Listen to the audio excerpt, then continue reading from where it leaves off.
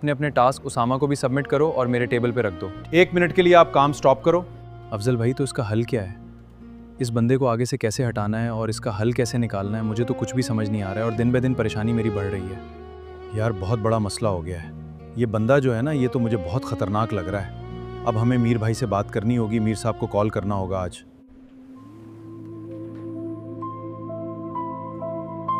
वो आ गया है।